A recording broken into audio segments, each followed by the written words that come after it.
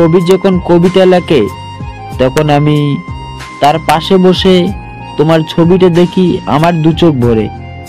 এটা তো হলো স্বার্থের দুনিয়া, মায়া দিয়ে ভরা।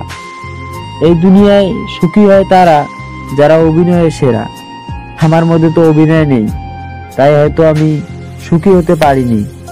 তবে তোমার মধ্যে তো অভিনয় আছে, তবে তুমি অনেক সুখী আছো। তবে সবাইরে ঠগাইও না, ঠকবা তো একদিন নিজেও, এইটা মনে রাখবা।